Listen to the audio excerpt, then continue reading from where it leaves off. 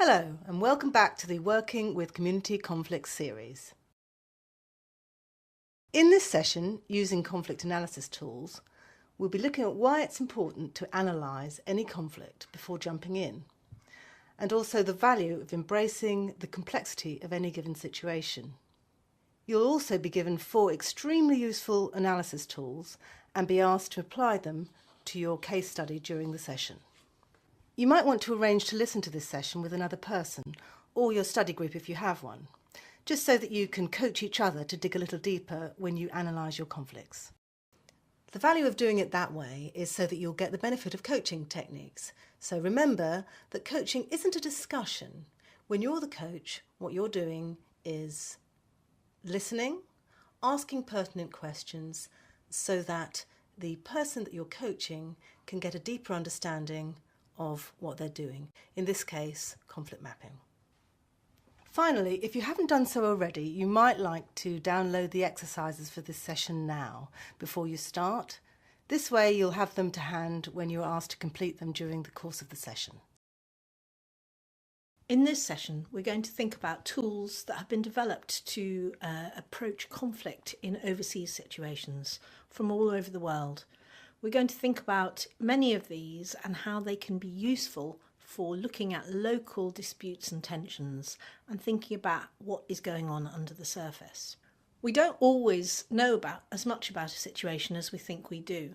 And it is really important in this line of work that we take a good step back and have an overall picture before we start acting.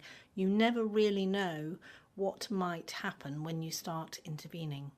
As Stephen Hawking says here, the greatest enemy of knowledge is not ignorance, but it's the illusion of knowledge. When you think you know too much, you can make some serious mistakes.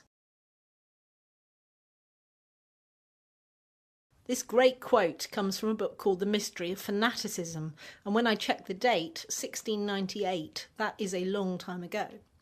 But what it is actually is the first recorded example of that expression, a little knowledge is a dangerous thing. That is an important point to think about for us here, getting the sense of the whole picture and seeing where to start. But maybe we'll give Albert the last word here, because his take on a little knowledge is a dangerous thing was, and so is a lot of knowledge. And why is that important for us to think about? We talked about in previous sessions the danger of taking on the role of the expert, the all-knowing person, the person who comes in from the outside with lots of good ideas.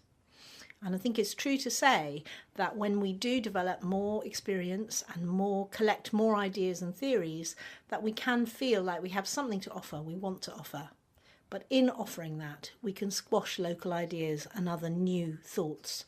So, a little knowledge is a dangerous thing, but so is a lot. Have a look at Eric Berlow's talk on simplifying complexity. He has a refreshing way of viewing complexity without feeling daunted by the bigger picture and encourages others to do the same. This is a really quick film. You might want to watch it 2 or 3 times, and it might even be helpful just to listen with your eyes closed.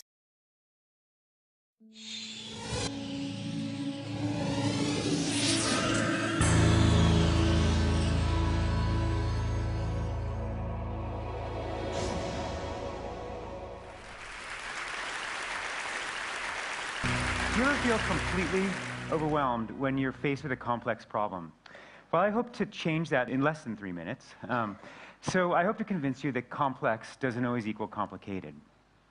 So for me, a well-crafted baguette fresh out of the oven is complex. But a curry, onion, green olive, poppy cheese bread is complicated.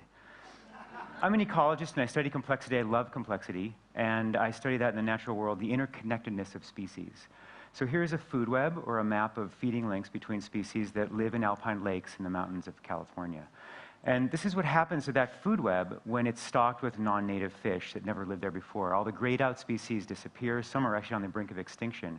And lakes with fish have more mosquitoes, even though they eat them. These effects are all unanticipated, and yet we're discovering they're predictable. So I want to share with you a couple key insights about complexity we're learning from studying nature that maybe are applicable to other problems. First is just the simple power of good visualization tools to help untangle complexity and just encourage you to ask questions you didn't think of before.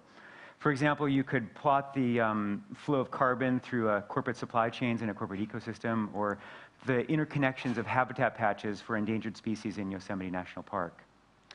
The next thing is that if you want to predict the effect of one species on another, if you focus on only that link and then you black box the rest, it's actually less predictable than if you step back, consider the entire system, all the species, all the links, and from that place, hone in on the sphere of influence that matters most. And we're discovering with our research that's often very local to the node you care about, within 1 or 2 degrees.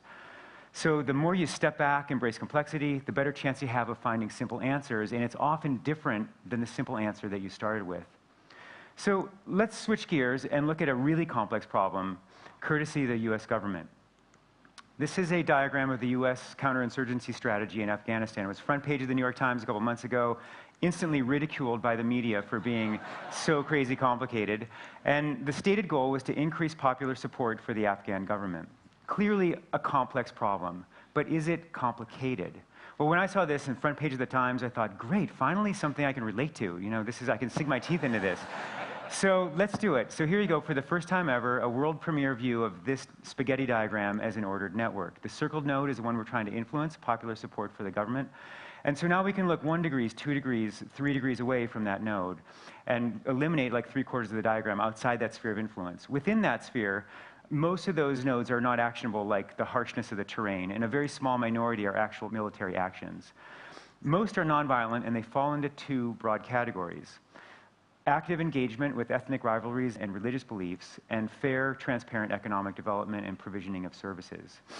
I don't know about this, but this is what I can decipher from this diagram in 24 seconds. When you see a diagram like this, I don't want you to be afraid. I want you to be excited. I want you to be relieved, because simple answers may emerge. We're discovering in nature that simplicity often lies on the other side of complexity. So for any problem, the more you can zoom out and embrace complexity, the better chance you have of zooming in on the simple details that matter most. Thank you.